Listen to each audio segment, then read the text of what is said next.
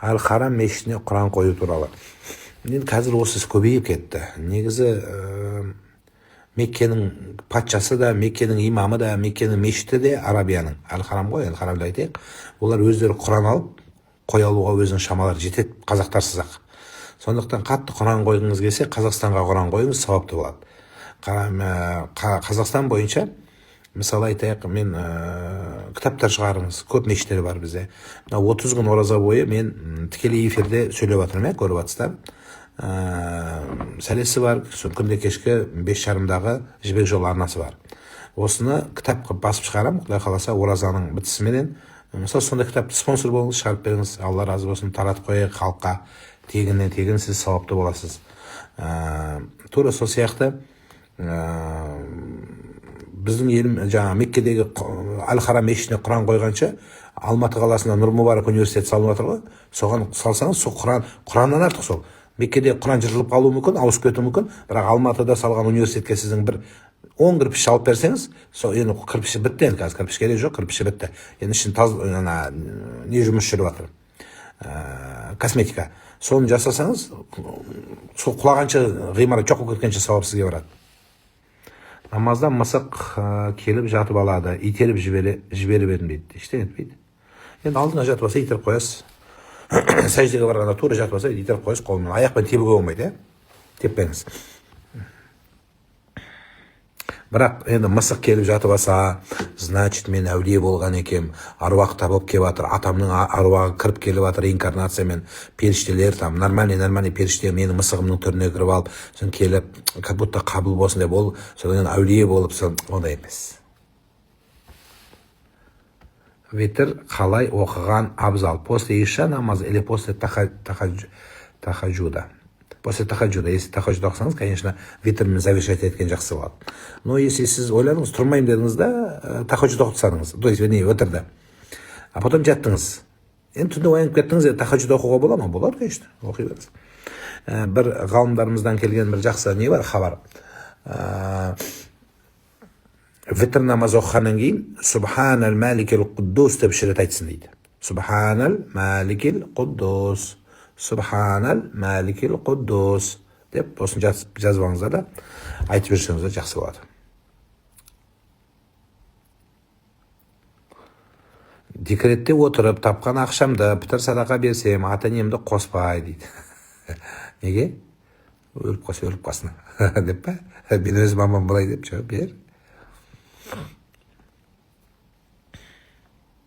Үйден шығардың алдында оқылатын дұға бар ма? Айтып бере аласыз. Бисмиллахи алат тәуәккәлт. Ла хаула ва ла қувата илля билля. Аға, дәрет аузың реттілігін сақтау міндетті ме? Намазға енді келдім, шатастырамын. Реттілікті әурет, қол, білек, ауыз, мұрын, құлақ, мойын, шаш, аяқ. Осылай дұрыс па? Реттілікті ұстау, енді әуретіңізді қоспай қойыңыз, ол жақ уже главный тазалық қой, гигиена. Дәрет өзі немен басталады? Қол жуумен басталады. Қолды білекке дейін жуу. Қолыңыз жеңіз қайрайсыз, әйел болыңыз, еркек болыңыз, ақыр айттыңыздар, ақыр көрсетейін енді. Бір сабақ басын. Қолыңызды бірінші баса. Бірінші ағузы бисмилля. Егер қасыңызда унитаз болса, қалада, қасыңызда унитаз болса, ағузы бисмилля айтпай қойыңыз. Тұрып алып қыбла қалайет, ағузы биллахи мин шайтанир раджим деп туалеттің алдында олай істеме. Керек жоқ. Сразу жуынып кете ғой. Ішіңізден айтсаң болады, айтпай алып кете берсең болады. Мына білекке дейін сабын болса сабынмен жуасыз. Біз цивилизацияға келген елміз. Сабынмен ойбай дәрет алғанда отдельно, сабынмен отдельно деген жол жоқ. Қолыңды сабынмен жақсылап жу, сабын бар болса. Жидкий бола ма, квадратный бола ма, разница жоқ. Парфюмированный бола ма, әйтеуір. Жомалондікі бола ма, әйтеуір. Жуа бер, разница жоқ. Жуасың. Так, реттілігін айтып берейін. Содан кейін қолыңызды жақсылап жудыңыз ғой. Мына тырнақта лак болса, лак кету керек. Алып боласыз. Соң қолыңызға аз ғана су аласыз да, аузыңызды шайып түкіріп тастайсыз. Аузыңызды екі салып түкіресіз, аузыңызды салып түкіресіз. Бұл сүннеті. Соң кейін жай ғана су аласыз да, мына оң қолға алып, мұрынға сәл жақындатып, кішкене тартасыз. Тартқан кезде мына судың бәрін тартып, аузыңнан айландырып шығарудың керегі жоқ. Сәл ғана бүйтіп тартасың мұрныңызға, сол қолыңызды тазалап тастайсыз. Сөйтіп 3 рет жасайсыз, болды ма? Болды. Қолыңызды енді сіңбіргеннен қолды жуасыз. Соң суды аласыз қолыңызға. бетіңізді жуасыз. Бет начинается мына шаштың боялған, шаш өсетін жерден. Сен Горбачев болып шашың мына жақта болса да, шаш мына жерден есептеледі. Мына жерден бастап мынау осы жерден былай сүріп жуасыз. Үш рет жуасыз. Так, бүгін жуып болдыңыз ғой. Енді мынадан бастап былай жуасыз. Қол алып 3 рет жуасыз. 3 рет су алып, жақсылап тұрып 3 рет мына шынтақпен қоса жуылу керек. 3 рет. Оң қол, потом сол қол, также. Содан кейін қолыңызды тағы жуасыз. Шашын орамал шешесіз. Қолыңызды сулап, үш саусақпен былай сүртіп, сонда саусақпен былай сүртіп бете саласыз. Или бітсеңіз де бола береді, ол да жарай береді. Әйел кісілер, адамдар көп болса қолын сулап, просто орамалды сәл көтеріп, былай қолды үстіне тығып суырып алсаңыз да бола береді әйелдерге. Так, болды ғой. Енді носкиді шешесіз де аяқты жуасыз. Осы жерде бір мәселе. Прическа мощный екен дейді. Рахмет. Шашым қап-қара еще көрме. Бір мәселе. Head and Shoulders рекламет етейін бе? Не? Кейбір кезде қалада, мемлекеттік қызметкерде, үлкен дүкендерде жұмыс істесең, мысалы аяқ жуу неудобно, иә? Мысалы ана қол жуатын жер аяқ жуу. Сол үшін ненің ішіне, туалеттің кабинасының ішіне бірінші аяқ жуатын жер бар ғой, бірінші аяқ жуатын жер.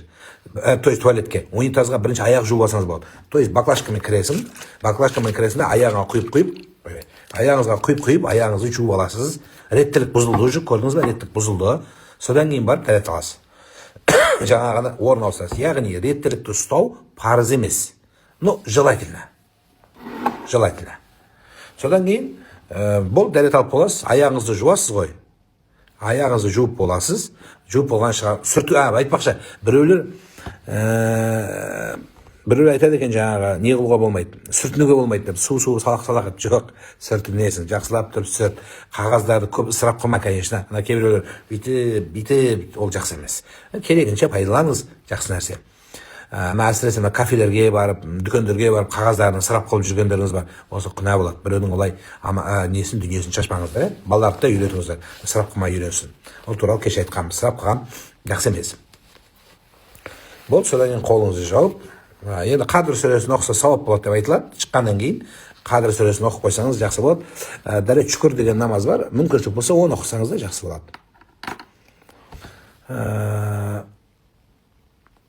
Әдейі ауыз ашу айтыңызшы. Әдейі ауыз ашатын болсаңыз, бір күнге 61 күн төлейсіз. Құлақты 3 рет жумаймыз ба дейді. Жоқ. Мен жаңа көрсеткенде көрсетім ғой, мына ішімен, мына жермен ғана қолданасыздар, осыны бүйтіп тартасыз, мына саусақта тимесін.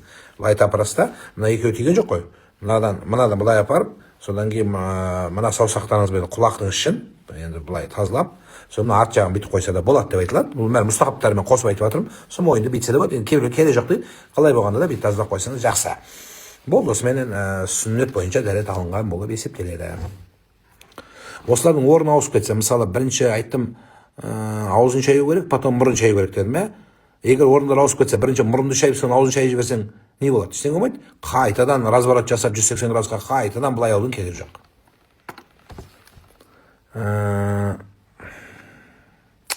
7-8 оқитын балаларыма бейіт басына шерпетке дұға оқу, бейіт басына кісілерге дұға оқытамын, дәреттерін алғызып, қателіктер болса қалай болады, оқытпаған жөн бе әлде білгенін айтып оқи берсе, білгенін білсін, сол білгенімен оқи берсін. Қайта балалар тез үйренеді. Сөйтіп балаларға оқытыңыздар. Аяқтың саусақтарының арасын дейді. Арасына су кигізіп жууды ұмытып кетпеңіздер дейді. Қойшы, су кіре дейді. Аяқтар бейт. Енді ол мына аяқтар бейтіп, аяқтарын су кіргізу керек қашан? Семіз болсаң былшиып кеткен. Мына арасына су кірмейтін болса, жабысып қалған болсаңыз, бір-біріне сырастатса етіп, бейт жабысып, соны мынаны бейтіп айырып тұрып, бейтіп ашып су кіргізу керек болады. Енді жалпы адамдардың аяғы кәсіп мынадай. Жалпақ бәрі майтабан қазір. Заман сондай. Соны біткенде су краник өзі су кіреді. Енді, конечно, для идеала бейтіп қойсаң жақсы болады. Енді бейтіп қиғашынан жусаң. Зекетті кімге берген жөн? Зекетті қарап көру керек, өз берілетін адамдардың тізбегі бар. Сол реттікпен бірінші мискин деп айтылады. Одан кейін фақыр тұрады, одан кейін барып ары қарай зекет жинағыштар тұрады. Содан кейін Енді біздің елімізде мешіттерге берсеңіз дұрыс. Біреу қарыз алған 5.000 теңге, ол бермей кетті. Сол қарызды пітір садақамен жаба салуға бола ма дейді. Отвечает, өзің сол жақтан тауып алсам разберитесь деп па? Сен онда стрелочник екенсің, онда стрелочник дейді. Стрелочник екенсің, мына жаққа аудара салатын. Болмайды, бересің. Шәуәл оразасына қарыз өтеуге бола ма дейді. Қаза деп ниет қылсаң болады. Шәуәл деп ниет қылсаң шәуәл болады. Жұмыста әріптесің еміне деп ақша жинап жатырмыз. Соны пітір садақа деп ниет етсе болады ма? Бастықтың айтуымен берген ақшаны пітір деп ниет етуге болады ма дейді. Болады, бірақ зорламаған болса. Дәрет алғанда мұрын шаймауға бола ма? Болады, егер мұрның ішінде жара бар, мұрның ішіне бір нәрсе шығып тық қойсаң, сондай кезде мұрын шаю не обязательно. Бірақ шайғанда да айтам, мұрынға суды қатты тартпайсың. Ол ғұсылда тарту керек. Ғұсыл алғанда ше. Дәрет алғанда міндетті емес, ше, бүйтіп қоясыз болады.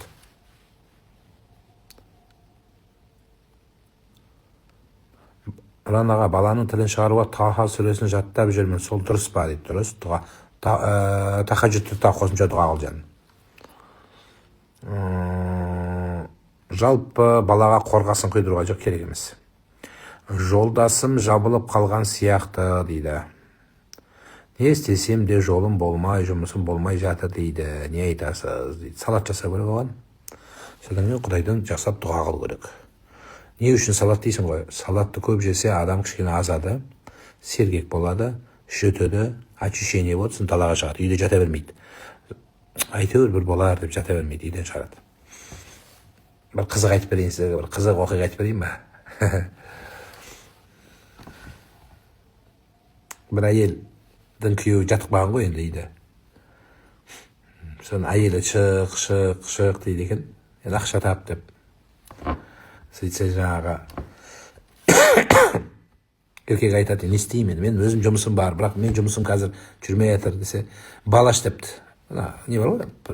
Предсказание жаса, балаш депті. Балашушы бол деп. Өмір балашып көрмеген ме? Өтірік қойса, біздің көшеде балашатын бәрі өтірік аферист депті. Сен де сол аферистердің қатыны бар берді. Ақша тапсаң болды, үйде жатсаң болды. Мен ұрса бергеннен кейін үйден шығып кетті. Еркекті үйден шығарып жібереді. Еркек барып, столға қойып, отырыпты енді. Елге қарап, бір уақыттан біреу кепті. Атымды жоғалтып алдым деп. Сыйлы кісі екен, атымды жоғалтып алдым деп. Сөйтсе, анау не айтты? Ойыңа келгенді айта береді ғой енді қатына. Тұрыпты да, мына көшемен прямо пойдешь депті. Потом чуть-чуть вот так пойдешь депті. Сен вот так пойдешь, сол жерде атың болады депті. Болды ма? Болды. Барып действительно былай барады, туда пойдешь десе, ат тұр екен. Ат тауып алады да қуанады. Мынау күшті айтады екен, точно айтады екен деп, атаға абыройы көтеріліп кетті. Жаңа ақша алып келіп сразу байып. Содан сол елдің патшасына қазынасын ұрлапты біреу. Неге? Хранилище кетсіп, алтын ұрлап кетті, бір қап алтын. Сонымен патша бүкіл палашушыларды шақырды. Соның ішінде жаңағы кімді шақырды? Осы менің жаңағы ана бүгін шыққан шалды да алып апты жігітті. Соның бүкіл палашылар айтады, біз таппасаңдар, өлтірем бәріңді деген, басымды арғасам. Содан бәрі айтты, біз алаяқпыз, біз аферистпіз, біз өтірік айтамыз, біз просто айта бергенбіз деп. Соның бәрі ең крутой мынау депті, ана кеше атын тауып берді біреудің, крутой атын тауып берді. Осы точно басеке, осы ұстаңыз деп, бәрі соны ұстап кетті. Ана баяқсы ұсталады. Содан ары тұрады, бері тұрады. Патшаның бір қымбат алтыны енді табу керек. Енді ары тұрады, бері тұрады. Енді қалай қылам? Сонымен айтады, маған енді бұл сразу табылатын алтын емес, бір айдаға салады да енді. Уақыт керіңіз дейді маған. Қандай уақыт? Айтады, бір 40 күн беріңіз дейді. Патша сияқты өмір сүрейін дейді. Күнде бір тамақ әкеліп тұрсын маған үйіме дейді. Содан жарайды, патша келседі, тамақ алып келетін кешке. Сонымен жаңа ұрлаған адамдар, енді ұры обязательно 3 адам болады ғой, енді ұрадан бір адам ұрламайды, 3 ұрлайды. Содан елдің ішіне сөз тарапты, патшаның алтын ұрланды, оны ең мықты палшы табайын деп жатыр деген сөздер елдің ішіне тарайды, и жаңа ұрыларға жетеді әңгіме. Содан ұрының біреуі келіп, тыңдап көрейін, мынаның үйін аңдып көрейін ана шалдың деп. Содан үйіне келіп отырса, жаңағы тамақ кепті патшаның үйінен. Әйел екеуі міне келді, біріншісі келді, бойы ұзынын алып келді депті. Ұзын тамаққа салып алып келген ғой бүйтіп. Сөйтіп жаңа ұры кеп тыңдап тұр ғой, тыңдап есіктің алдында ары жүріп бері жүріп. Ең ұзыны келді, міне кеп тұр дегенде, ух ты, мына точно палшы екен, мені біліп қойды, ұзын екенді біліп тұр деп барып айтыпты ана. Мынау мені біліп қойды, ұзын келді деп айтты депті. Ана басшылық сенбей қойыпты, өтірік. Ертесі күні кішкене толықтау біреу барып айтты, мен барайын деп. Сол кезде тура кешкі уақытта патшадан тағы тамақ кепті. Енді толығын алып келіп, толтырып алып келген екен. Ең семіз толғаны келіп тұр, енді бүгін екінші рет депті. Ой алла, мені де біліп қойды деп, ана екіншісі келіп. Үшіншісі келген екен. Үшіншісі келіпті біраз күні. Үшіншісі келсе, ең кәдімгі толтырып тұрып, ыстығында, тамағында, сорпасында келгенде, жаңағы үшінші күні келген кезде, анау тамақ келіп жатқанда ұры келіп қалса керек. Соны айтты дейді ғой, ең бүгін главный келді енді деп. Соны анау точно өз құлағымен естіді, екеуінікі барша. Содан жаңағы алтында әкеп кімнің үйіне қойып кетті, палшының ұрылар. Бізді айтпаңыз деп қағаз жазып кетіп қойыпты. Сонымен патшаға алып барып беріп, патша мәз, тамақ беріп жатыр, тамақ ішіп отыр. Содан кейін бір шегіртке келіп бүйтіп қоныпты, тарс етіп қоныпты патшаның алдына. Патша бүйтіп қоныстай берсе, екі секіріпті, тізеге секіріпті екіншісінде. Тарс етіп соны шап беріп ұстаған екен. Содан палшы көрмей тұр ғой, тамақ жеп отыр. Соған қайырлы бөй депті. Мынаның ішінде не бар еді депті. Мынаның ішінде не бар депті. Сөйтсе патшаға көрмей қалған, жаңағы жігіт патшаның қолында не бар екен. Енді ұсталған жерім, өлген жерім осы депті. Ұсталған жерім осы, өлген жерім осы енді. Сонда айтты, бір секірдім, құтылдым, жаңағы атты іздеп. Екі секірдім, жаңағы тамақпенен құтылдым, әйтеуір етпейдіп. Үшіншісінде тұтылдым депті ғой. Сөйтіп айтқан кезде патша шегірткен көрсетіп, дұрыс айтасың депті. Дұрыс айтасың деп. Сондай бір риуаят айтылады, жаңағы бұл не үшін айтып жатырмын, күйеуіңізді үйден шығарыңыз деген мағынаға есіме түсіп кетті да. Күйеуіңізді үйден шығарыңыз, еркек үйде отырса ауру болып қалады. Сондықтан үйден шықсын. Үйден шыққаны дұрыс. Солай, сондай бір оқиға айтылады. Тахаджудты ұйықтамай оқуға болады ма? Болады, бірақ не желательно? Ұйықтаған жақсы. Өйткені ұйықтамасаң есеңгіреп, күндіз есеңгіреп жүресің, Аға, балаға дем салу үшін қай сөздерді оқыған мақұл дейді. Фатиха, Аятул Курси, Фалақ, Наз, Ясин, осыларды оқи бересіз. Завтра еду в санаторий. 3 дня оразы. Придется долг 60 дней будет? Нет. День в день. Қайтыс болған анамды түсіме енгізбекші деп сұрасам, енгізбеңізші деп сұрасам Алладан, анама ауыр бола ма дейді. Анаң ауыр болады болмайды, бірақ саған ауыр болады. Олай сұрауға болмайды. Қаза намазды қалай оқимыз? Қаза намаз уақыты шығып кеткен намаздар. Бұларды тек қана парызын оқисыз, содан кейін үтір уәжіпті жеке оқисыз. Парызын оқығанда қысқартпай оқисыз, яғни тек қана парызын оқисыз. Азан айтасыз, еркек болсаң, үйіңде оқысаң, қамат айтасың әрқайсысына. Бұл да парыз. Парыз намазға сүннет болады қамат айту. Одан қалды ең соңғы парызын деп оқи бересің. Ең соңғы ақшам, ең соңғы құптан, ең соңғы бесін, ең соңғы ақша жағы деп оқи бересің. Ой аға дейді, бүгін ұлыммен фотоға түстіңіз ғой, рахмет, өзім сізді көріп үлгермедім ғой дейді.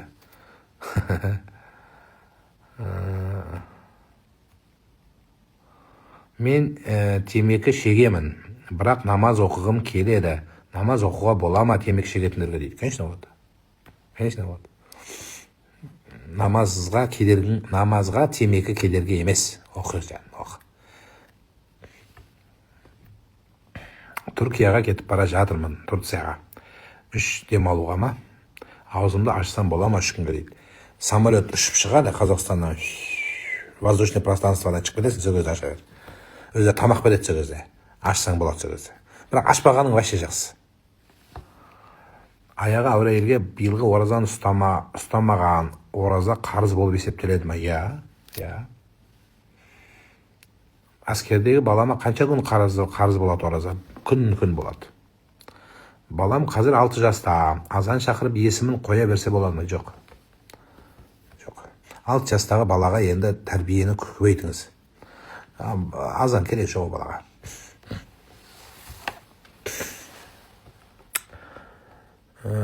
Осы уақытқа дейін темекі шегіп, жаман іс әрекеттер жасап келдім. Енді айналамдағы бірге ішкендерден дейді.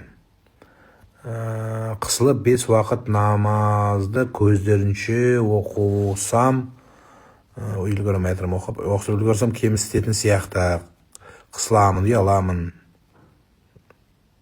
Сен Алладан ұялмайсың ба? Адамнан ұялып не аласың? Алладан ұялмайсың ба не сонда? Сонда Алладан жоғары тұрма не сол адамдар? Олар сөйлей береді. Арақ ішсең де сөйлейді, ішпесең де сөйлейді, жамандаса да сөйлейді. Адам ол. Оразан тісім жұлдырдым. Ораза бұзылмайды, тіс жұлдырғаннан қанын жұтпа, просто түкіріп тастап болды. Үйті қып қызылған болса. Арасына кішкене көрсең көрмеген қызыл полоска кетіп қалса ештеңе етпейді.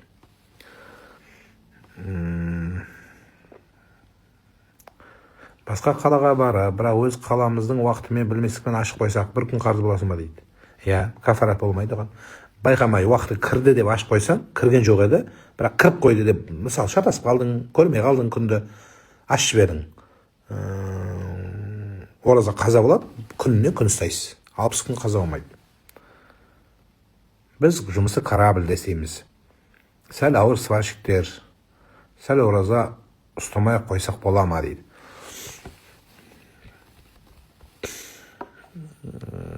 Білмеймін енді қандай ауыр. Енді кітапта бар, ауыр өміріңе қауіп төнеді. Мысалы, сен басың айланып құлап қаласың высотный краннан.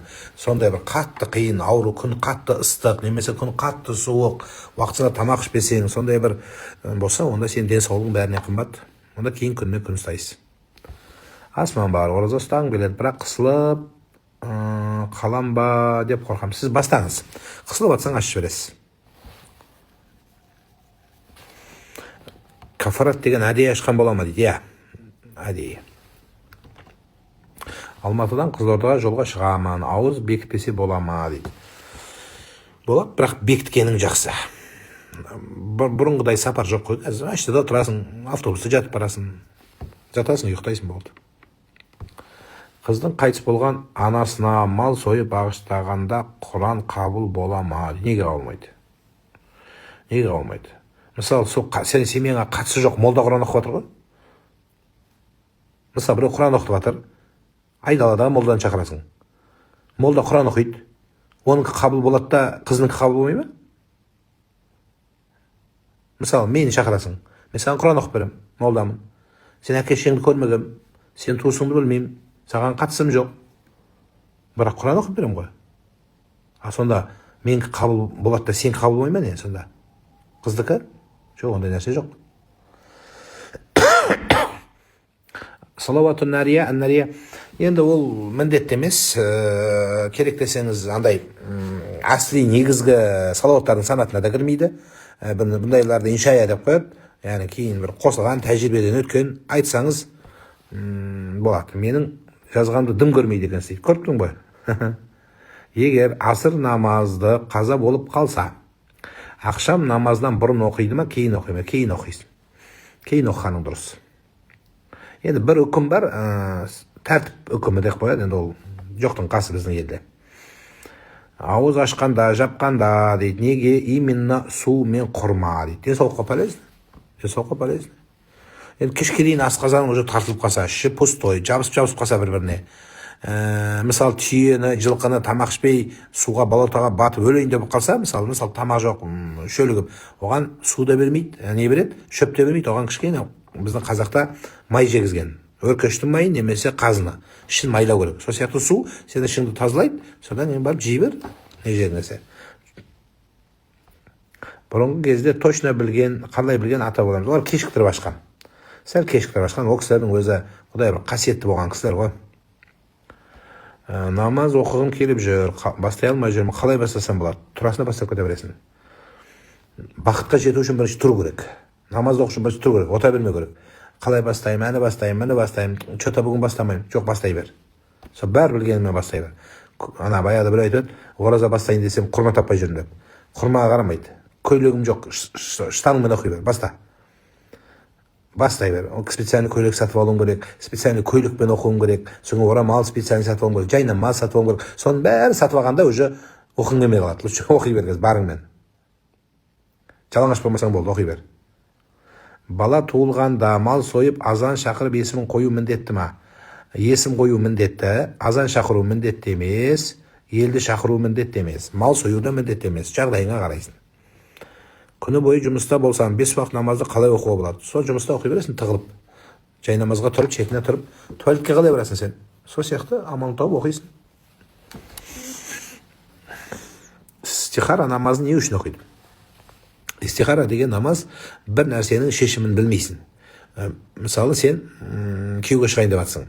Сені күйеуге Марат шақырып тұр, содан кейін барып предложение айтып, соңғы мына жақта Руслан шақырып тұр.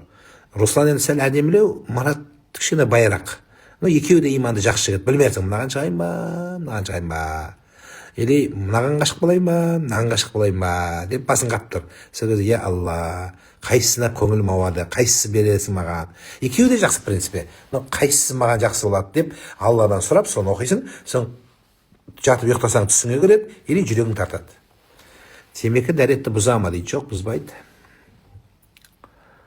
Мен намаз оқимын дейді. Маған умраға саяхатқа жолдама сыйлаған. Енді соған барсам бола ма? Болады. Ауыз бекіткенше ғұсыл обязательно дейді. Енді ғұсыл алып алған жақсы. Бірақ ала алмай жүрсең, аузын бекітіп ал, кейін аласың. Қай салауат мықты дейді. Біздің қазақтар вообще бізге конкретно оқу керек та. Бізге мықтысы керек. Қалам-балам оқымайды біздің қазақ. Бізге читать так конкретно читать. Зачем так? Мелочке біздің қазақтың уақыты жоқ ол. Бізге сондай береді. Такой дұға подавай, чтобы вопростар шешетін. Мынау бізге уақытын қатырма мен. Дегенде әңгіме ғой. Сен қай ниетпен оқысаң, сол конкретный салауат болады. Аға, ертең дәріге дәрі беріп түсік жасайды, босануға болмайды деп жатыр дейді. Риск бар дейді. Үлкен күнә ма маған, уайымдап отырмын дейді.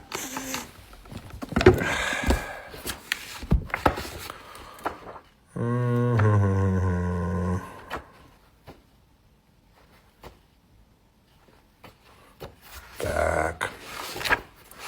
Бала алдырудың үкімі. Бала түсіп тасаудың үкімі дейді.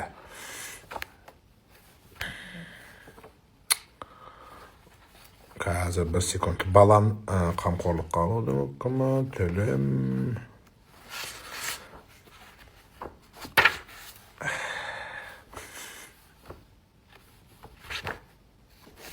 Пәтуада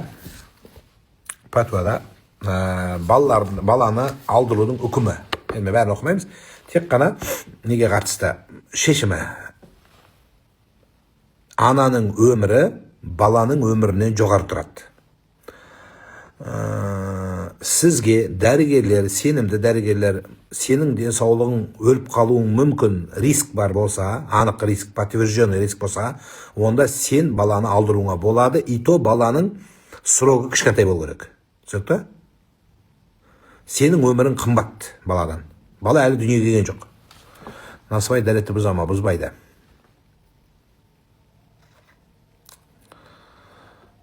Менде кеше давление болдым, Алла шипа берсін. Мен шүйдемнен құлап қалдым мұзға, аурухана түсіп 4 күн жатып шықтым. Енді тағы ем алуым керек. Денсаулығыма байланысты аузымды ашып тастадым, 20 күн ораза ұстадым дейді.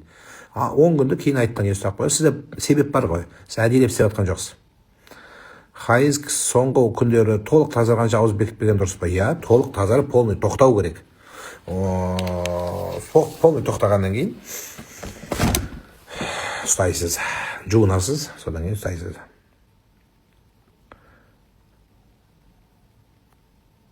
Қайырлы таң, ораза қабыл болсын. Күйеуімнің белі қатты ауырып қалды, салқын тиіп грижасы бар. Систем алсақ ораза бұза ма? Бұзбайды.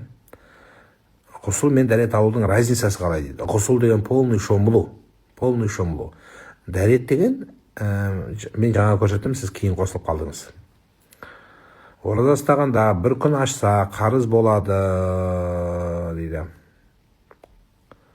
Бір күн қарыз оразаны басынан бір күні оразаны басынан ұстамаса не болады? Қарыз болып тұра береді. Мойныңызда ұстамаған үшін күнәлі боласың без причины.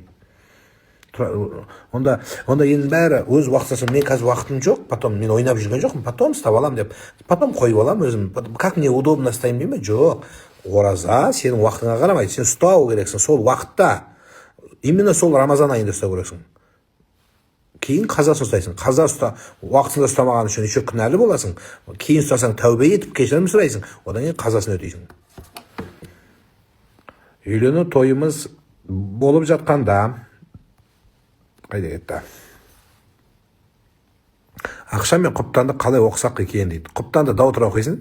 Ақшамды төртке шығатын шығарсыңдар екеуің. Бит ешкім сөйлемегенде бәрі серкілдеп билеп жатқанда деп шығып бересіңдер. Тез құптанды оқасың, жүгіріп келіп қайтып тұрып аласыңдар, болды. Табасың аман. Ешқандай қиыншылығы жоқ. Үйлену отмазка емес. Емізулі болса ораза ұстамаса бола ма? Болады.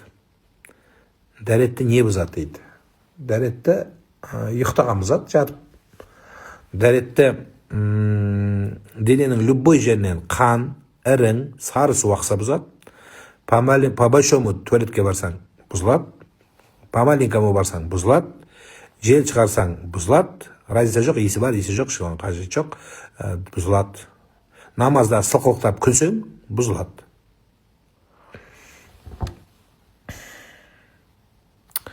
Темекі оразаны бұза ма? Бұзады.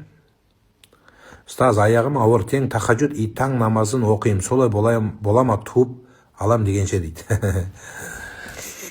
Құдай 5 уақыт намазды парыз қылды. Кто такой? Жоқ, оқымай қой деп айтатын. Қызықсыз.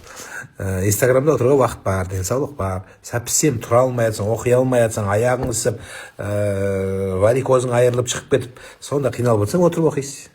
Сұрағың үлкен болып, еңкейген сайын бала түсіп қалатындай болса, онда отырып оқи берсің. Құдайдың діні бар ма дейді, бар ғой. Құранда аят тұр ғой. Инна дина индаллахил ислам деген аят тұр. 60 күнді орындамаса не болады? Мойында қарыз болып тұрады. Бірінші топтағы мүгедекпін дейді. Алла жеңілдік берсін дейді. Басым миым істейді, екі аяғымда жан жоқ. Отырған адам ең бірінші күні ниеттеніп ораза ұстадым. Ораза қабыл болды ма дейді. Біреулер сен жатқан адаммын, оразаң қабыл болмайды дейді. Жоқ, айта береді, қабыл. Алла жеңілдік берсін аға. Алла шипа берсін сізге, ахуалыңызға жеңілдік берсін, жүрегіңізге ұстамдық берсін. Егер мүмкіншілігіңіз болса ұстасаңыз, бүкіл әлемдегі планетадағы бар адамдардан да көп сауапты сіз аласыз. Сендеуге бола ма дейді. Болды. Осы сіздер тура оразада емдейсіздер осы істі. Содан музейге именно гинекологқа осы оразада барасыздар, басқа уақытта баруға болмаймын өзі. Лорға, мұрын шұқылайтын, құлағын шұқытуға лорға барам, тісім жұлдырам, имплант салып, басқа уақытта бармайсыздар ма осы? Осы оразаға дейін бітіріп алмайсыздар бәрін. Қоятынды қойып, салатынды салып, шұқылатып бәрін бітіріп алайық та оразаға. Уже ораза бітті уже. Не қалды? 4 күн қалды, 5 күн қалды. Кішкене қоя тұршы енді. Енді болмай, уже бару керек болып тұрса, онда бара бер. Ораза бұзбайды.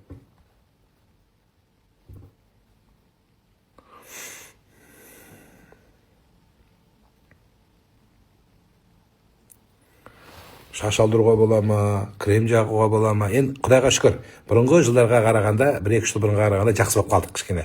Ана түкіріктерден құтылды, Құдайға шүкір. Түкіріктер енді биыл 1-2 уақыт сұрапты. Қазақстанда сол 1-2 қапты жұтпай жүрген. Өткенде айттым, олар жұтып бастады, по-моему, жұтып жатыр уже. Сол жұтқандар отыр ғой міне. Алдында жұтпаған бұлар да ше. Енді қазір жұтып бастап жатыр, Құдайға шүкір. Уже түкіріктен өтті, Құдайға шүкір. Сонша нервіміз кетті, сонша күшім кетті, көзімнің жанары кетті. Наконец-то түкіріктен өттік. Енді түкіріктен өттік ау деген кезде мынау не шықты енді? Свечалар шықты биыл. Свечалар шықты енді. Оны айтпақшы, күйеуім вахтадан келгендер бар. Күйеуі вахтадан келген, одан да өттік, Құдайға шүкір.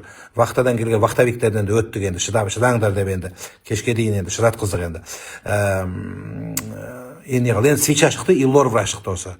Әйтісі, стоматологтар шықты биылға. Енді бұдан да өтсек, Құдай қаласа өзі болды, шұқтатын нәрсе қалмайды өзі, сомен. Ар жағы өзі шұқымай өтіп кететін шығармыз, Құдай қаласа.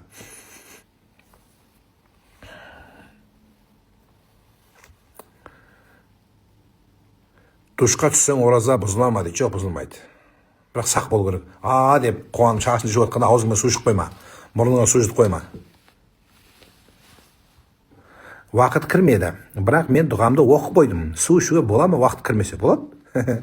Болады. Уақыт кірген жоқ. Сіз оқып қойыңыз дұғаны. Сіздің уақытыңыздың счетчигі уақыт кіргенде қосылады. Оқығанда емес. Далада таң ата бастайды ғой. Таң атқан кезде сіздің аузыңыз деп жабылады. Бізде цифровизация, искусственный интеллект баяғыдан кіріп қойған ғой. Қазір біздің өкіметіміз енді жетіп жатыр интеллектке. Искусственный интеллект Мұхаммед саллаллаху алейхи пайғамбарымыздың заманынан келе жатыр. Адам атадан бері қарай десем болады. Сол уақытты сен ниетті айтасың, бірақ оның уақытысы таң білінгенде искусственный интеллектпен сөздер қосылады. Так что солай. Сен айтып қойдың да енді су ішкен или дәрі ішкен жоқ едім, дәрімді ұмытып кеттім ғой. Бірақ мен ниетті айтып қойдым. Жоқ, іше бер.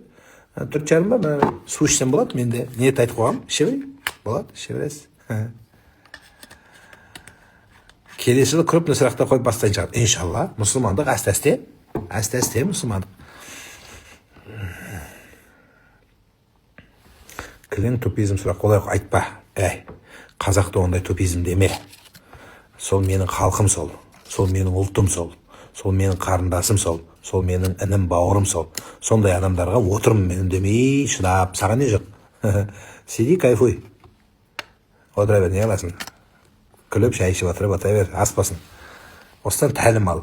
Осыне керек нәрсе бар осының ішінде. Мен ұйықтамай, мен қазір ұйықтасам болар еді, ұйықтамай осыны 30 күн бойы отырып, Алла үшін деп, ақша төлеп отқан жоқ ешкім. Қайта осы сөйлеген басыма бәле отыр. Аңдығандар мен, да деп, аңдығын болмайды, бүйте деп, мен аңдып атқандар көп. Қайта осы бәріміз жабылып, халыққа қызмет ететін орында, Нұрлан бүйтіп айтты, деп мазақтайтындар. Енді Алланың алдында әркім жауап береді, не істейміз енді. Ауыз ашарда, алдында жарты сағат бұрын дұға тілеуге бола ма дейді. Конечно болады. Жарты сағат емес, 1 сағат бұрын. Жоқ, 20, сен ауыз бекіткеннен бастап, ауыз ашқанша дұға тілей берсең болады. Ол дұға тілеу үшін ауыз ашу, ауыз ашпау не обязательно. Дейбеңіз, қанша көп тілесеңіз, қанша көп. Дұға қабыл болатын сәт бар сол жерде. Сол жерде дұға қыла беріңіз. 10 минут па, 20 минут па. Енді мүмкіншілік болса, сенмен біреу сөйлесейін десе, стакан қойып, стаканға бүйтіп отырмайды сенде. Енді арасында сөйлеп қоя деп, арасында тілегіңді айтып болады. Темекі дәретті бұзама дейді. Жоқ, бұзбайды. Енді бұзбайды екен ғой ақыры деп ұра берме деп таста сол бәлені, құтылайық сол темекіден. Кешірмет, қай күні Қазақстан Республикасының бас прокуроры айтады да, прокуратурада бір ауыз ашар болып, соны айтады, Қазақстанда дейді, өз жылдағы, мен өзім өткен жылда естігем ол кісіден, Берік Нұрайұлынан, биыл да айтады, Қазақстанда қылмыс өте төмен түседі екен Рамазан айында. Енді кеше анау Сабыржан деген не бар?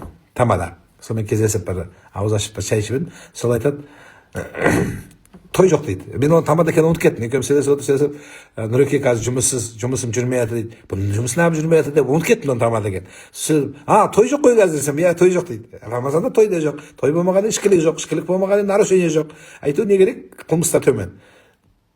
Қазір қылмыс жасаған адамдар, жаңағы Сергеевич, Петрович, Алексеев дегендер ғой, қылмыс жасап отқан. Ауыз бекіткенде 10 минут бұрын бекіту міндет па дейді, жоқ, ондай жоқ. Енді сақтық үшін 10 минут бекіткен жақсы дейміз. Діни басқарма солай айтты.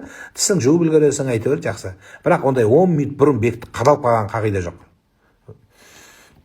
Өтіріп әжіп қалай оқылады? Өтіріп әжіп 3 рекағат ақшам намаз сияқты оқылады. Тек қана 3 рекағатта Аллаху акбар деп құлағыңды қағып, тәкбір алып, құнут дұғасын оқисың. Соны жасайсыз. 3 жыл болды сізді тыңдап жүргеніме, керемет, Алла рахмет, Алла разы болсын. Біздің елімізде жақсы ұстаздар бар, бәрін тыңдай беріңіздер. Керегінді ала бер.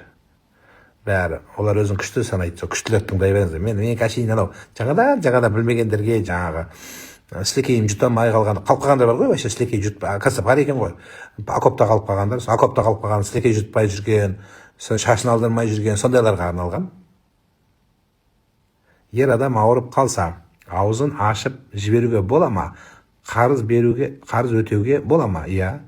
Ауырғанда да что-то ауырып тұрмын деп емес. Кәдімгі действительно ауырып, құлап, ол сондай болу керек та. Еркек ауыра береді, іші қатып да өліп бара жатырмын дейді. 37 градус болса, бұл өмірмен қоштасып, сені кімге тиетіңді айтып кетеді еркек. Еркек сондай, слабый. Ауруға келгенде, мен өліп қалсам балаларға ие бол. Енді өзің ие бол енді. деп сөйтер еді. Сондықтан еркекке сөйтіп қоясыз. Ондай болмайды ол. Кәдімгі шын ауыру керек. Кәдімгі құлап, талып өтсең, ойбай ашып бер онда. Сен керексің бізге. А чөт бүйтіп, что-то плохо мне десе, ол болмайды ол. Іші қатып қалса да сен виноватсың. Сондай болса есептелінбейді. Рәтбек бауырым қосылды Америкадан. Бұрын тергеуші болғанда үнемі мұсылман адамдар, қазақтар қылмыс іс жасамаса екен деп тілеуші едім дейді. Тамаша. Сол кезде ораза ұстату керек екен ғой бәріне. Ораза ұстату керек. Сол окоптан шығарып тұрып қиын болып тұр ғой дейді. Иә. Ұстаз, ораза қабыл болсын. Үйімізде ешкім намаз оқымайды. Бірақ үйде Құран, кітап және жай намаз бар. Оны кімге берсем болады? Құр тұрғаны болмайды деп естідім дейді. Тұра берсін. Оқисың. Ана оқымайды. Сен оқымайсың? Сен оқымайсың? Ол сұрақ. Ешкім оқымайды. Олар оқымаса мен де оқымаймын деген болмайды ғой. Қолымды жайып дұға тілек айтсам дейді, есіне берем дейді. Сонда қолыңды жаймай тілек айтанда. Онда жайма. Қолыңды жайсаң болды, есіне батсын ба? Онда қолыңды қалтаңа салды, айта бер. Бисмиллахир-рахманир-рахим. Я Алла, қазағым аман болсын, бүкіл ел аман болсын, мен аман болайын. Шығарма қолын қалтаданша. Или одан да жақсы таспал, жайма, таспалып да айта бер. Болды, есінемедің жол көп.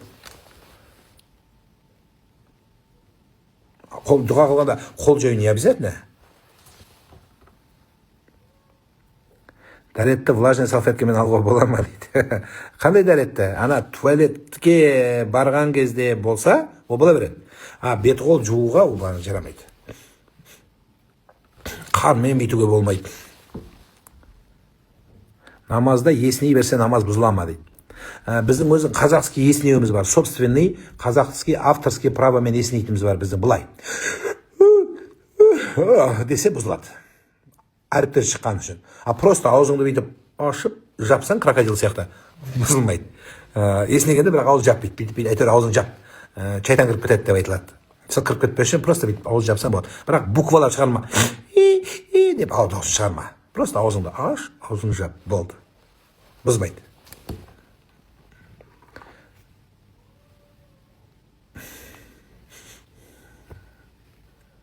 Кекірсе бұзыла ма?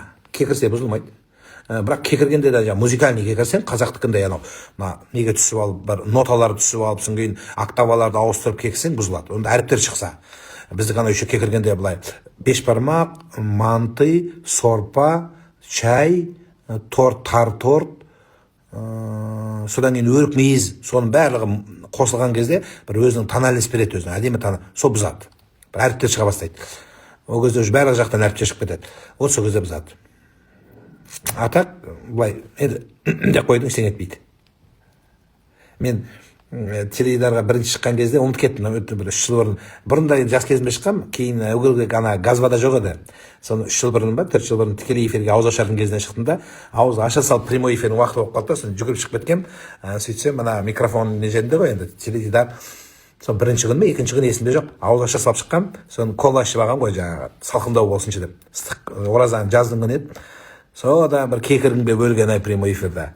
Анан кекір алмайым, кекірейінсе микрофон тұр, қалай кекірем енді? Өліп баратым кекірдің деп. Анау ойын бұзылайын деп тұрды, өзі бір тақырыпты алғам сол кезде. Не тақырып еді, ұмытып отырмын. Содан кейін шыққаннан кейін режиссер қыздарға, балаларға айтамын ғой, сендер соны сіз кетіп қалғаннан кейін көрдік дейді, газбада ішуге болмайды нелерге, жүргізушілерге. Неге сұрақты оқымайсыз? Оқып жатырмын ғой. Ораза біткеннен кейін Шәуәл айының оразасын ұстауға бола ма? Болады. Шәуәл деген 6 күн ғой, бірінші айт күн ұстамайсыздар, содан айттан кейін 6 күн ұстаса болады. Бұл 6 күн оразаның әр күні 10 есе көбейтілсе, сонда мына жақта 30 күн, мына жақта 6 күн, 360 күн. Яғни оразаның 1 жыл бойы ұстағаны сауабы болады деп айтылады. Ұстаса жақсы. Енді ол Шәуәл міндет емес, бірақ ұстасаң жақсы, ұстамасаң болады. Енді тюнинг деп айтсам, жастар жақсы түсінеді. Бұл Шәуәл деген тюнинг. Ана машина нормальный автосалоннан шықты 30 күн, соны тюнинговать етіп, кішкене андай бір қызыл светтер қойып, содан кейін лампышкалар қойып, ішіне жақсы бір полик қойып, чехолдар кигізу сияқты Рамазанды әдемілеу, соның ішіне бір жақсы күшті істеу, мынандай болады. Ұстаса болады. Бірақ қазаларым бар еді, бұрынғы қарыздарым, сол бала кезімнен келе жатқан қарыздарым сайын десең, ол да жақсы, супер. Бірақ ниет нақты біреуін айтасың. Или қаза ұстайсың, или шәуәл ұстайсың. Екеуін бүйтіп бір ниетпен айта алмайсыз. Бірақ қайсысы жақсы десең, мен қаза деп айтқан болар едім. Қарақалпақстан Республикасынан сізді тыңлап бараман күнде, шаршамаңыз дейді. Рахмет ағайынна. Қарақалпақстанның қай жерінен? Тақияташ, Қожелі, Шымбай,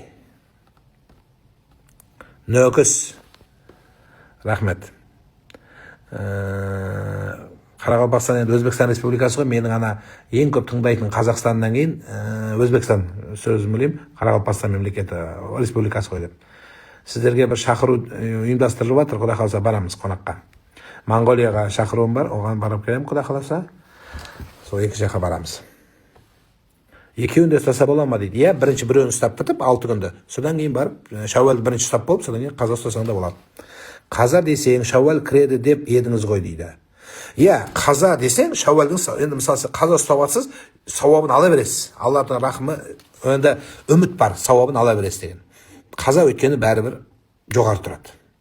Енді сіз бәрібір ұстап жатсыз, бірақ просто ниетті екеуін қосуға болмайды. Екі намазды бір ниет қылуға болмаған сияқты, екеуін бірақ сауабын иншалла аласыз деген үміттеміз. You are an amazing person. Thank you so much. Көке, мен Рыскелді мешітіне барамын, сізді көріп тұрамын дейді. Рахметжан. Шымбайдан көрем неше жылдан бері дейді. Алла разы болсын. Балам 4-5 жаста кішкене тентек болып еді, содан 15 жыл уақыт өтті. Сол кезде Құран кітапты жыртып еді. Сол кітапты не істеуге болады, оқыңызшы дейді. Мешітке апарып беріңіз, мешіттегілер оқиды. Қазір Меккеге бару қаншалық қауіпсіз, жолдамамыз тұр. Қазір жауып қойды же. Меккені жауып тастады. Меккені үлкен қажылыққа дайындап жатыр. Қазір 20-сында ғой деймін. Иә, 20-сында жабады деген. Осы 20-сында қазір ең соңғы рейстер шығып жатыр. Содан кейін Меккені жауып тастайды. Үлкен қажылыққа дайындайды. Бір 3-4 мемлекет барады, болды, қалғандарға рұқсат бермейді. Индонезия сияқтылар. Мойнақ. Мойымаңыз аға. Алланың сүйген құлдардың бірі болыңыз, амин. Сіздер дұғада болыңыздар. Біз пендеміз бәріміз. Алла жарылқасын. Мақсатымыз осы, сіздерге біреуіңізге пайдалы болсам, бір адамның хидаятқа, туралыққа келуіне себепші болсам деген ой. Әйтпесе, мен де жатып ұйықтағым келеді. Мен де қазір тыныш демалғым келеді. 30 күн бойы ұйқым, шындығын айтсам, әрең жүрмін. Кешке тағы күнде эфирім бар. Адам қабылдауым бар, мешіттер қызметімен, сондықтан бір пайдалы болып атсам деген ой. Сондықтан Алла қуат берсін, Алла қуаты деп есептеймін, сіздердің дұғаларыңыз деп есептеймін. Рахмет сіздерге. Ассаламағалейкум дейді. Дұрыстығын айтып жіберіңізші, қарыз күндер ұстала ма, әлде шәуәл ме дейді. Өзіңіз білесіз. Шәуәл ұстаса да болады, қаза ұстаса да болады. Қазір ғана айттым. Жаңадан бері айтып тыңдап отпайсыз ба? Тіл көз жайында айтыңызшы, бар ма, олым үшін уайымдаймын, қайтты дейді. Сіз ана ертеңгі күнді уайымдаймын деп жатсыз да, ертеңгі күнді уайымдамаңыз. Ертеңгі күн келеді. Бірақ ол келгенде біз боламыз ба? Мәселе осы да. Сол сияқты балаңызды уайымдамаңыз. Баланың күніне Алла Тағала тағдырына жазған. Сіз балаға сол көзге, тілге ілінбес үшін ана Құран дұғасын үйретіп қойыңыз. Соны оқып жүре берсін. Фалақ, Нас сүресі екеуі сол тікелей 113-ші, 114-ші сүре содан түскен. Жаңағы көзге оқса бәрі дұрыс болады. Ұлым 13 жаста, биыл бірінші рет ұстады, супер. Кейде шыдамай ашып жібергісі келеді, бірақ әрине болмайтын айтып түсіндіремін дейді. Ой, тамаша, Алла разы болсын, әйгерімжан, тамаша. 13 жастағы балаға Алланы айтсаң, 10 жыл қосқанда 23 жасқа келгенде Құдайға балаңды айтпайтын боласың. Түсіңіз ба? 13 жастағы балаға Құдайды айтсаң, 23 жасқа келгенде Құдайға балаңды айтпайтын боласың. 23-ке келіп күші кіріп, мен тоқпақтап атыр, мен ұрып атыр деп Құдайға жалып айтпайсың. Ондай ата-аналар көп. Сондықтан баланы басынан, жасынан деп атан қазақ соны айтқан, келінді басынан деп. Темекі оразаны бұза ма? Бұзады. Аға, аутистке дем салып бересіз бе дейді. Енді Алла шипа берсін, дем салып беремін. Бірақ ана тілін тарту мәселесін алып келеді балаларды. Аутист балалардың сөйлемеуі тілден емес, басынан. Сондықтан оған жай ғана дем салып беруге болады.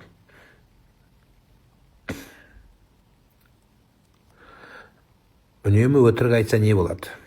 Айтайын, не болатын? Бір рет өтірік айтқан адам, осы жерін жақсы жаттап алыңыздар. Бір рет өтірік айтқан адам, ол адамның шындығы күмәнді болады. Қараңыз. Бір рет өтірік айтқан адамның шын айтатын сөзі де уже сұрақ белгісінде күмәнді болады. Екі рет өтірік айтқан адамның, жаңа айтқандай үзбей деп жатсыз ғой, соған келе жатырмыз. Екі рет өтірік айтатын болса, бұл адамның уже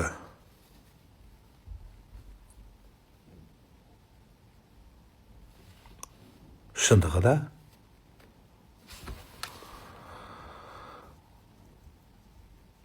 бір рет айтқанда шындығы күмән болса, екі рет айтқан адамның өтірігі шын болады.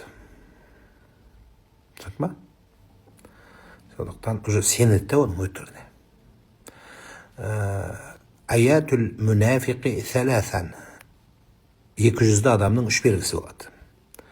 Соның біреуі, біріншісі, өтірік айтса, сөйлесе өтірік айтады дейді, әрдайым.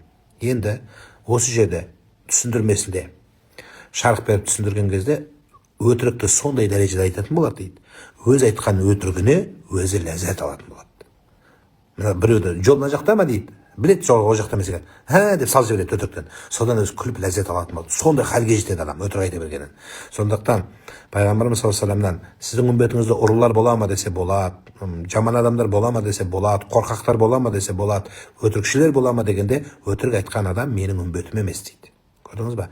Өтіріктен қаш. Өтірік өрге баспайды. Өтіріктің аяғы бір тұтам дейді. Өліп кетсең де шындық айт деген сөз жақсы болады өзі.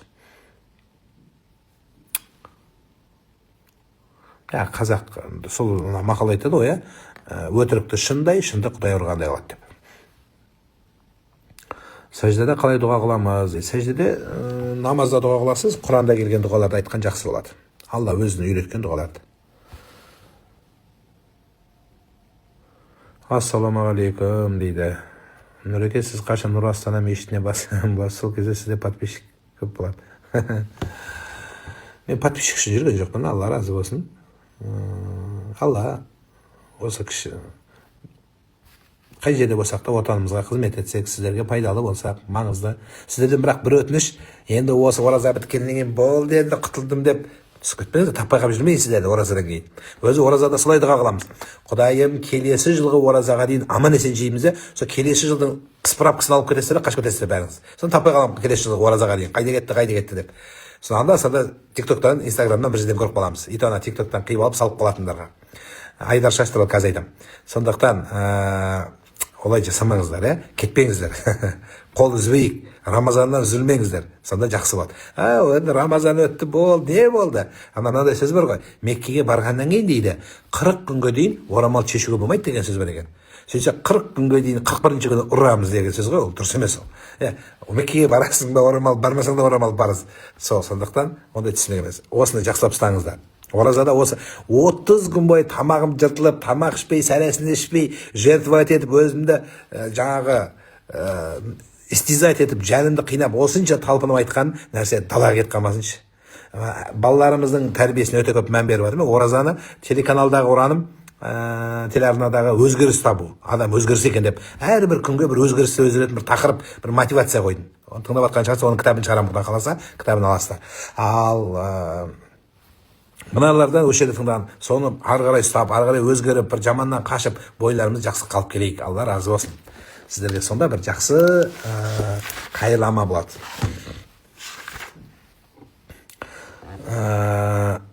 Аутист балаға дем салып бересіз бе дейді. Алып келсеңіз. Енді Шымкенттен бола келу, Шымкентте көп қой имамдар. Соған барсаңыздар жақсы болады. Егер келесеңіз, әлбетте дем салып беремін. Анау шаш туралы сұрадыңыз, шаш енді біздің қазақ салтында қояды, міндет емес, бірақ қойған баланың шашын алу керек. Кішкене жаңағы көз тимесін деген мақсатта болатын дүние. Аяқ дәретті аяқ киімнің сыртынан алуға бола ма жұмыста жүргенде дейді. сапожки сияқты. Бірінші аяғыңыз жуып киесіз. Оған оны шешпейсіз. Содан кейін сапожки, мына тобықтан биік ботинка, мына әскердегілердің берцей сияқты аяқ киім болса, қыстың күні қалың, су өтпейтін онда соны сыртынан тартсаңыз болады. Нұреке қай қаладасыз дейді? Астанада жан. Ауыз жапқан кезде шаш, тырнақ алуға бола ма дейді. Күндіз ба? Болады жан, болады. Шашыңды барып тұрып, парикмахерская барып, завивка жасап, содан кейін бояп, жақсы-жақсы краскалармен. Тырнағыңызды алсаңыз болады. Жақсылап тұрып алып, кутикуласын алып, майларды жағып, қолыңа андай бір нелер болады. Пружиналар. Пружиналармен бейт массаж жасатып, әр саусағыңды бейт майлап, краскалап, саусағыңды күтіп.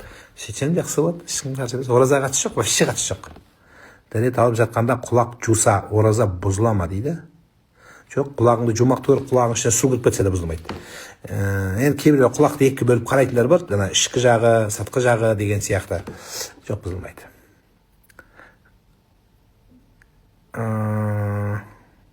Кеше жұмыстан 1:30-да келдім. 5 намазын оқып болғанда аяғымнан дәрет алмаппын.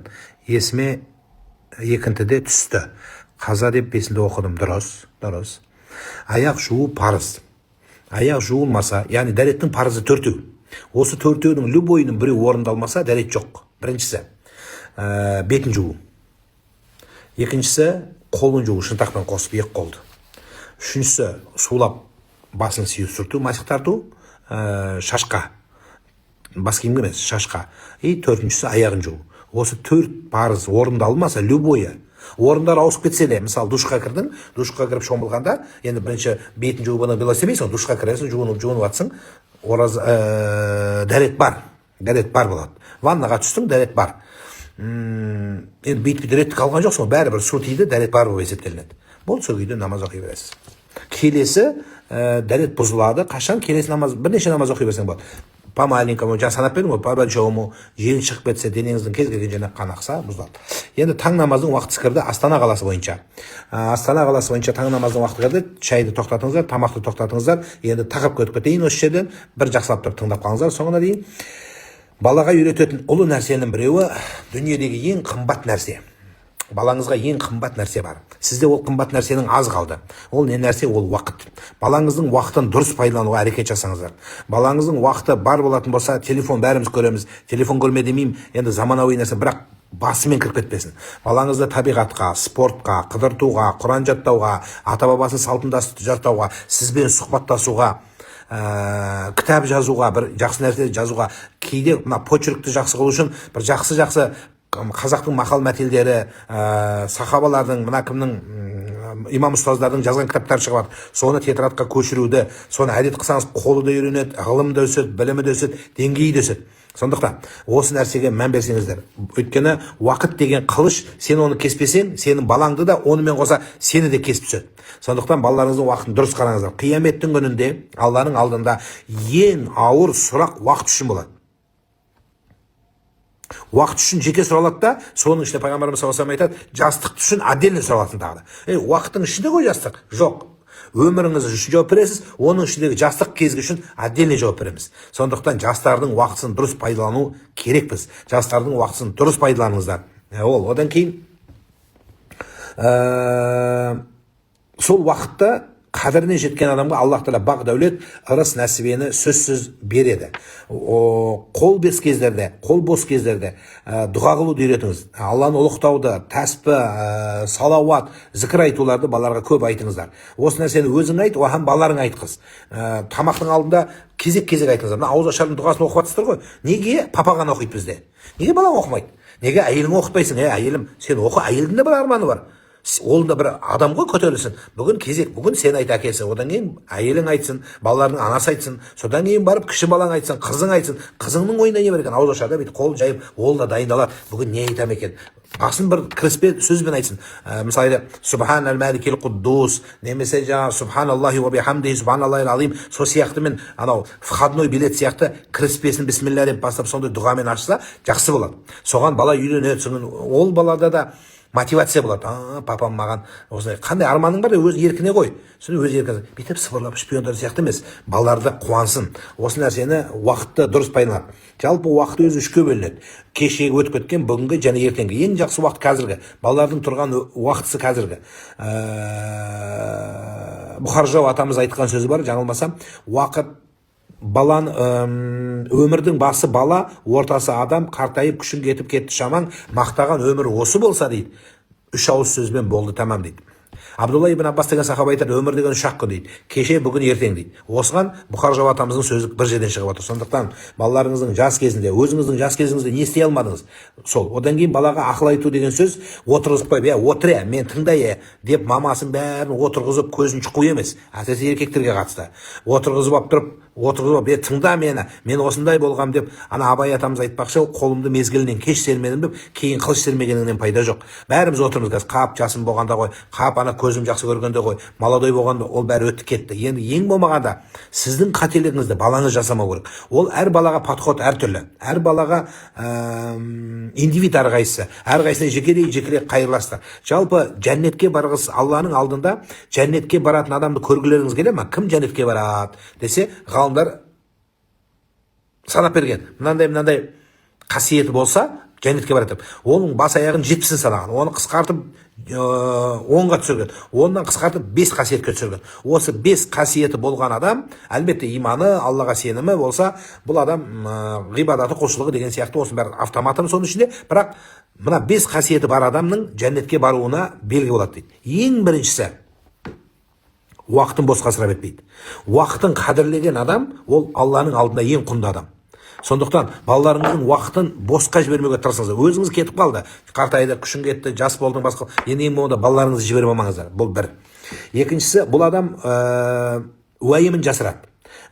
Қайғысын жасырады. Әр күн барып айта бермейді. Менде мынандай проблема деп айта бермейді. Қайыртіленемейді, тіленші болмайды, өкпешіл болмайды. Осы екі. Үшіншісі, істеген жақсылығын жасырады. Мен намаз оқығаныма 11 жыл болды. Ораза ұстағаныма 9 жыл болды деп трудовой книжкасын көтеріп жүрмейді. Жаңағы доставлено деп WhatsApp-тағыдай бүйтіп галочка шығып тұрмайды ол. Қабыл болмай қалуы мүмкін. То есть санамайды. Жақсылығын жасырады. Қараңыздар, кетіп қайта басына қайталаймыз. Біріншісі, уақытын қадірлейді, уақытын босқа жібермейді. Екіншісі, уайымын, қайғысын, мұқтажын, кредитін әркімге айта бермейді. Бұл екі. Алладан сұрайды, өзі еңбектенеді, өзіне. Үшіншісі, бұл адам жақсылығын жасырады, құлшылығын, ғибадатын, садақасын. Садақаны жасырыңыздар. Мен пітір бердім, білесің бе, вообще зекет бердім мен деп айтпашы. Не аласың? Құдай көріп тұр, бол, не аласың оны санама. Үшеуін жасырдыңыз ба? Келесісі, бұл адамда, жәннетке баратын адамда мынау сәл Шерхан адам айтпақшы, кембағалдығы болады адамның бір. Енді бір кем дүние ғой, жетпейді. Былай тартсаң былай жетпейді. Соны айта бермейді. Кейбір адамдар болады, бір отырсаң болды, айта береді, мыжи береді. Сен Құдайға айтып бердің, сен жоқ дейді. Сондықтан оған қайыр, Аллаға қайырлы үйреніңіз. Ол одан кейін бұл адамда тәкаппарлық болмайды. Тәкаппары болмайды. Қатыгез болмайды. Төртеу болды. Бесіншісі, жәннетке баратын адамның ең негізгі қасиеттерінің біреуі, бұл адамда ең ұлы қасиет сабырлық болады. Осы қасиеттерді көрсеңіз, сол адамға жақындаңыз. Енді плюс, конечно, білімі болады, ғибадаты болады, ол жеке ол, өзінше бір төбе. Осы қасиеттерді көрсеңіз, соның ең біріншісі болып уақыт тұрады. Адам уақытын қадірлеген адам бұл құтылады дейді. Ғалымдар айтады, адам бұл құтылған адамдарды көргілеріңіз келсе дейді. Біріншісі Алладан қорқады, екіншісінде байлығының зекеті, ұшыры, садақасы, пітірі болады. Одан кейін ашуына ие болады дейді. Жаңа мен айтам енді ашуына, тәкаппар, сол ашуына ие болады. Ашуына ие болады, яғни өз-өзін ұстай алатын адам бұл жақсылыққа. Одан кейін адам үш нәрсе адамды жақсылыққа алып барады. Осы үш жақсы қасиет балаларыңызды бойына кіргізіңіздер. Біріншісі, нәпсінің ие болады. Ана қазақта бір сөз бар. Көрсе қызар болмайды. Мынаны алам, мынаны қызам, сары қыз бала болсын, ол болсын, сарысын алам, қызын алам. Енді өзін ұстай алады да. Я, қызығамыз бәріміз, алғымыз келеді, жақсы нәрсе көргіміз келеді, жақсы жерде тұрғым келеді. Бірақ контролировать етеді, ана бесконтрольный емес. Соған жетем деп қарызға батып, былай өз-өзін қинамайды. Бір. Екіншісі, бұл адамға жақсылыққа жететінен балаңыздың екінші белгісінде сараңдық болмайды. Сараң болмайды. дараңбай болмайды, яғни бәрі шаша бермейді. Кейбіреулер қуанбау керек, бәрі шаша берсе дейді. Анау бүкіл киімін жалаңаш бере салып өзі голый қалып қалмау керек. Ақылменен, яғни кең пейіл болу кетпейтін дәулетке алып келеді. Балаңыздың жақсы қасиетін бірі. Екі, үшіншісін ешқашан мақтанбайды, өз-өзі мақтамайды. Осы қасиеттері болатын болса балаңызда, альхамдулилля, Құдай берген екен. Яғни уақытын босқа кетірмеген адам болып табылады. Сондықтан Алла жақсы көрген адамға ең бір қасиеттердің біреуі, ол бала кезінен жәннетке баратын адамның белгілерінде уақытына қадірлейді. Артық нәрсеге уақыт бермейді. Яғни расписание. Біз баламызға кезімізден үйретті ғой. Мынандай распорядок, сол сияқты балаларыңызға распорядок құрып беріңіз.